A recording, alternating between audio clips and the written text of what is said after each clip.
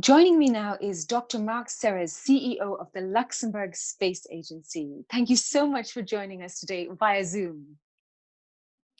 Hi, Lisa. It's a pleasure to join you.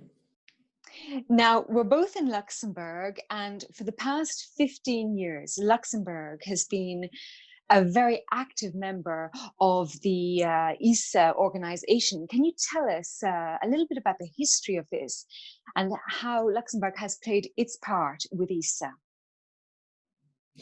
Yeah, the whole started already about 20 years ago with the first cooperation agreement with the European Space Agency.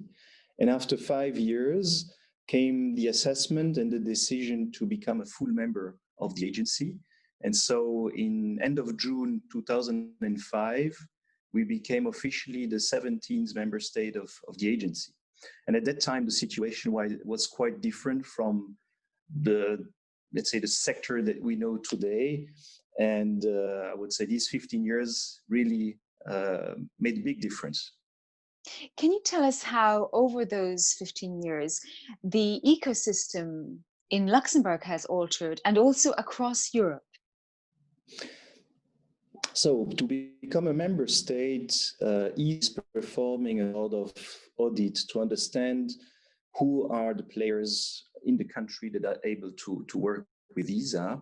And at that time, this assessment was done with a group of something like 20 companies.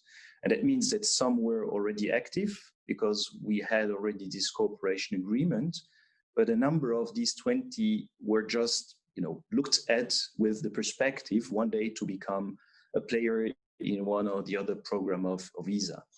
And now the last edition of our space directory that is giving an overview of the complete ecosystem with companies and labs.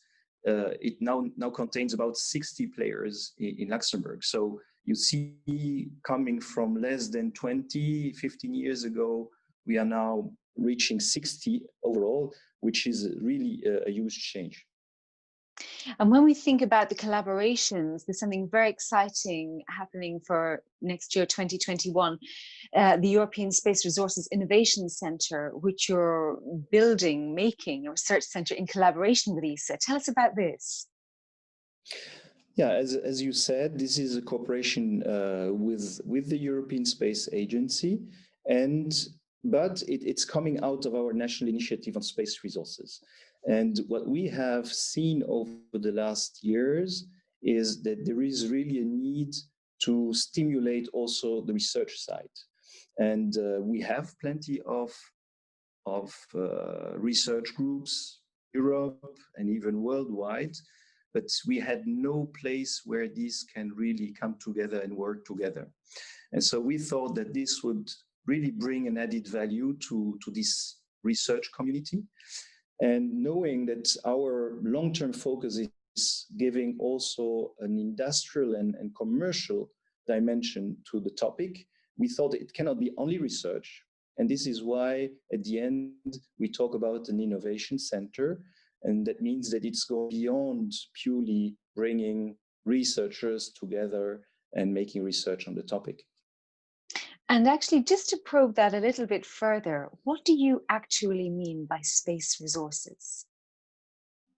So in 2018, we performed a study to better understand the value chain related to the space resources.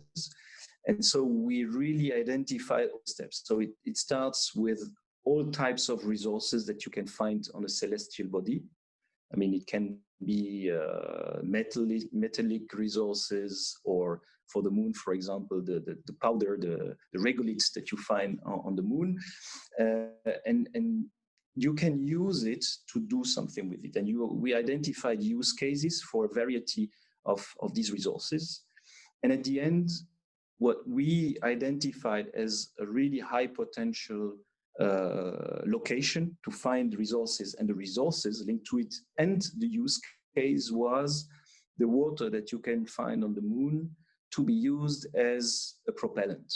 So this is what the study shows as the most probable application that will happen within the next 10 to 15 years.